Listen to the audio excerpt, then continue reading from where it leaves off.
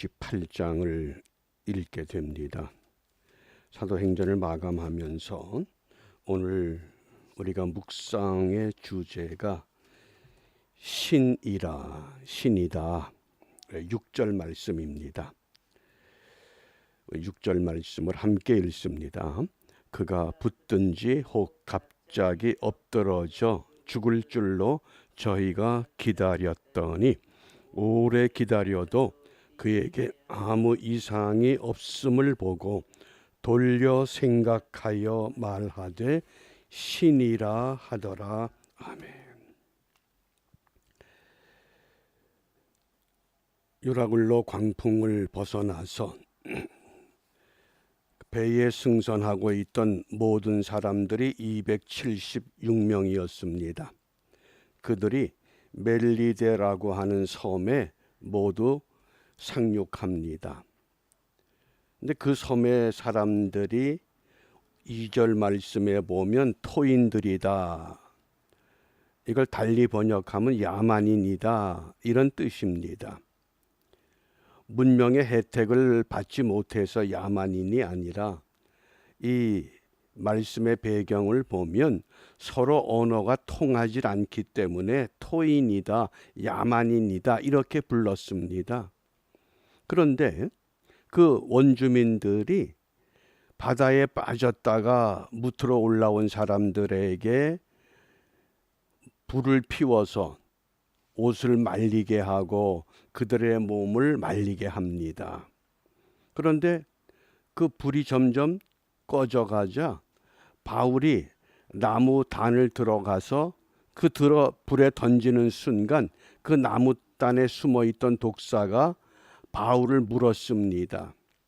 원주민들이 보기에는 독사에 물리면 반드시 죽는다고 하는 경험이 있습니다. 그런데 바울은 태연하게 그 독사를 불에 떨궈 놓고는 아무런 이상이 없습니다. 그때 신이다 그런 겁니다. 여기 원주민들이 바울에게 신이다 이렇게 외쳤던 것은 우리가 사도행전 14장에 바울과 바나바가 루스드라라고 하는 도시에 들어갔을 때 나면서부터 안진뱅이 된 사람이 있었습니다. 그 사람의 모습을 유심히 관찰했던 바울이 이 사람이 구원받을 만한 믿음이 있구나. 그래서는 그 안진뱅이 된 사람을 향해서 내 발로 바로 일어서라 그렇게 외쳤습니다. 그러자 그 사람이 바로 그냥 자리에 일어나서 뛰면서 좋아합니다. 그러자 루스드라에 있던 사람들이 바울이 신이다. 그래서 어떻게 불렀습니까? 바나바를 스스, 제우스라고 하는 신이라고 불렀고 바울은 허메라고 하는 신이라고 불렀습니다. 그때 바울이 루스드라 사람들에게 이렇게 깨우쳤습니다. 우리는 당신들과 똑같은 사람이다. 우리는 신이 아니다. 우리가 신이 아니기 때문에 우리를 신이라 부르지 말고 우리가 복음을 전하는 게 목적이다. 이 복음은 뭐냐? 천지와 이 만물을 지으신 하나님께로 돌아오는 것이다. 그래서 그런 헛된 일, 누가 병을 고치니까 그 사람이 위대한 신유의 은사자다 그렇게 부르지 말고 우리는 똑같은 성품의 사람이기 때문에 오직 하나님께만 돌아오라 그렇게 깨우쳤습니다.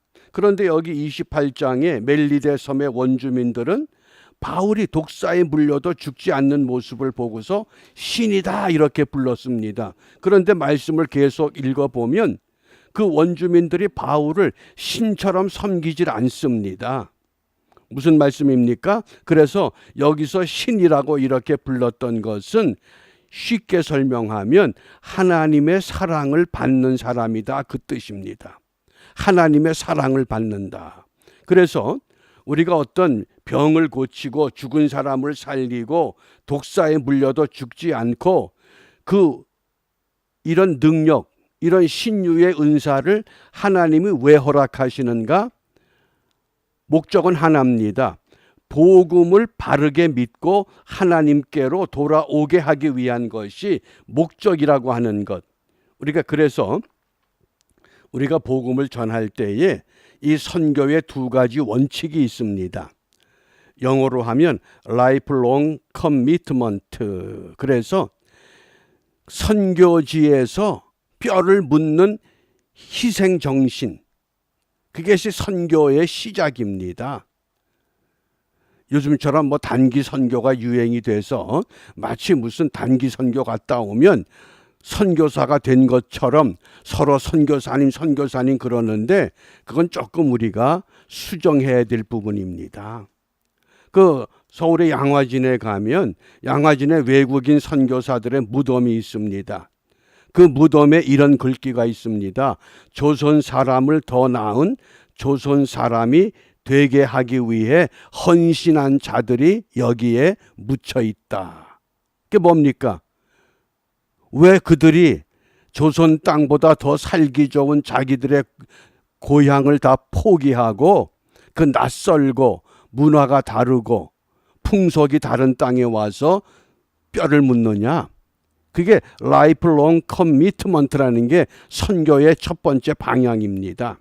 그 다음 두 번째에 equal partnership, 그래서 평등한 동반자 관계입니다. 현지인들이 먹는 것, 현지인들이 입는 것, 현지인들이 사는 곳, 그것과 동일한 모습으로 살아가는 겁니다.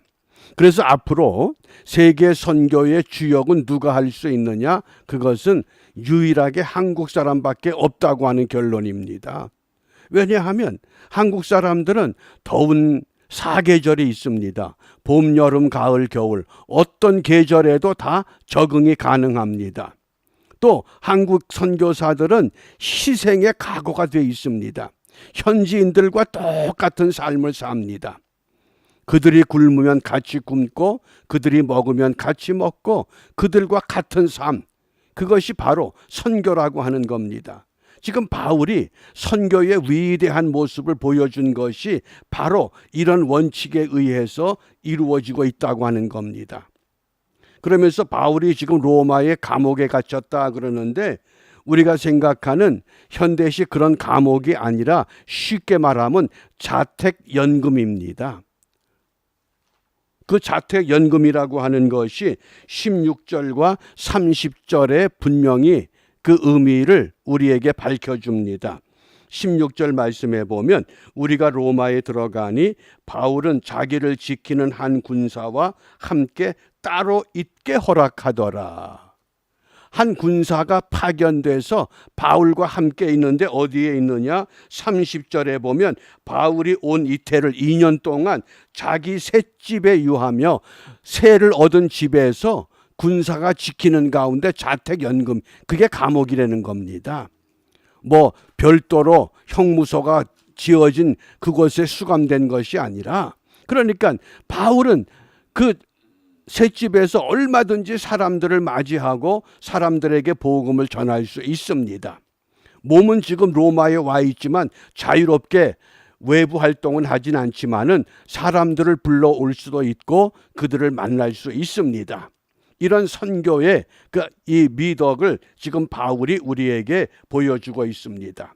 그래서 유대인의 지도자들을 불러서 복음을 제시할 때에 믿는 사람도 있고 믿지 않는 사람도 있습니다. 그래서 바울이 이렇게 깨우칩니다.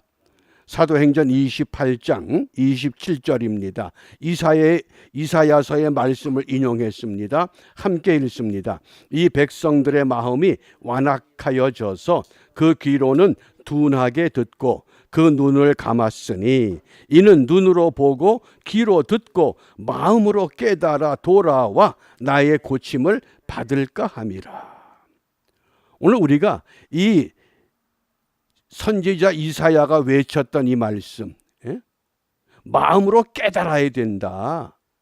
눈이 있어도 보지 못하고 귀가 있어도 듣지 못하는 백성들, 오늘 이 시대가 그런 시대가 아닌가? 왜 그렇습니까? 오늘 28절에 보면 그런즉 하나님의 이 구원을 이방인에게로 보내신 줄 알라. 믿음의 사람 그리스도인들이 어디를 가든지 그 지역에서 하나님의 구원을 보여줘야 됩니다. 어떻게 보여줍니까? 예수 천당 이렇게 외치는 것도 있지만은 가장 좋은 방법은 우리의 삶을 통해서 우리의 삶이 곧 성경이 되고 하나님의 말씀으로 드러나게 하는 겁니다. 그래서 오늘 이 시대에 우리가 필요한 것을 세 가지로 말씀을 합니다. 부흥이라고 하는 리바이벌. 어떻게 하나님의 구원을 부흥시킬 것인가. 그 다음에 두 번째 리뉴얼, 갱신입니다. 우리가 새롭게 갱신해야 됩니다. 그 다음에 재복음합니다. 우리가 먼저 받은 이 복음을 다시 복음화 시켜야 됩니다. 리이반젤리제이션. 분명히 우리가 저와 여러분들의 삶이 이 세상 사람들에게 복음으로 드러나고 있는가 하는 말씀입니다. 그러기 위해서는 우리가 분명한 우리가 믿음을 갖고 이제 담대하게 나가야 됩니다. 그래서 바울은 로마에 2년 동안 머물면서 어떻게 했습니까? 31절 마지막 절에 보면 담대히 하나님 나라를 전파하며 주 예수 그리스도께 관한 것을 가르치되 그 많은 사람이 없었더라. 담대하게 하나님 나라를 전파합니다. 비록 가이사에게 호소했기 때문에 죄수의 몸으로 로마에 들어와 있지만은 로마 정부가 파견한 간수가 그 곁에 지키고 있지만은 자기 집 밖에 나다닐 수 없는 자택연금을 당했지만은 분명한 것은 내가 복음을 전해야 할 사람들 그들을 불러서 그들에게 이 말씀을 전합니다. 그 배경이 뭡니까? 바울의 위대함이라고 하는 것은 한마디로 말하면 성령의 인도함을 받는 겁니다. 그래서 우리가 오늘 무엇을 기도하느냐? 성령의 인도하심을 받는 복음의 증인으로 무장해야 됩니다.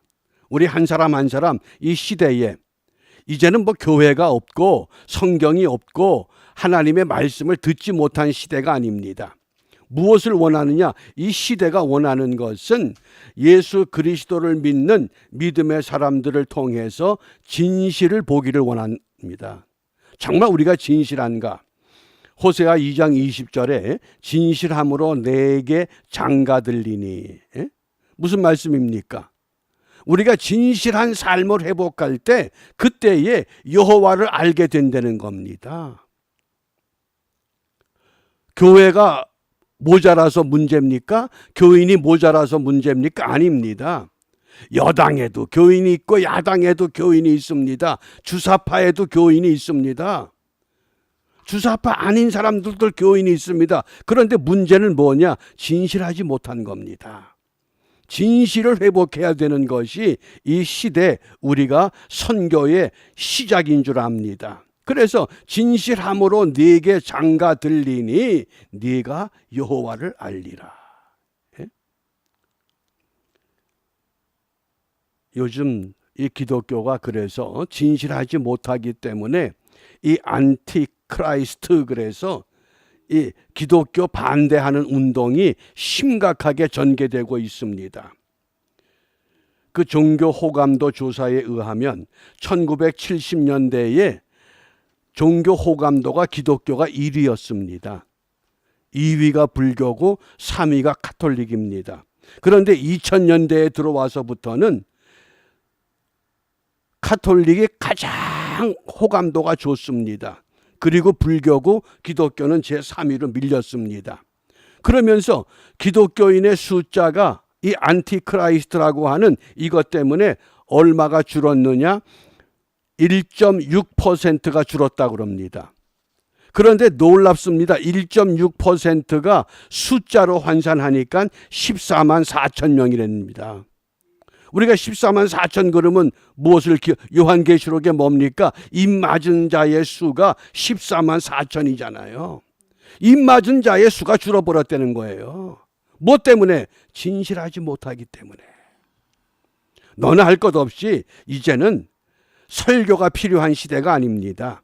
교회가 필요한 시대가 아니라 진실한 그리스도인 바울과 같이 내가 매를 맞든지 감옥에 갇혀도 오직 한 가지 복음만을 전하겠다. 그러니까 이 멜리데의 원주민들 토인이라 부르고 야만이라고 부르지만은 독사가 물어서 죽지 않을 때 이 사람은 하나님의 사랑을 받는 자구나. 그게 신이라고 하는 겁니다.